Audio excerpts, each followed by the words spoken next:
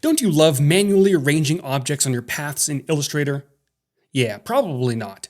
Well, now you don't have to. On this design, I'd love if all these objects followed a path leading from the astronaut to the rocket. So I'll grab a tool like the pencil, then draw a nice curvy path across my design. With that set, I'll select the objects I want included. Then over within the tools, I'll find the new Objects on Path tool. And all you need to do is click. Boop.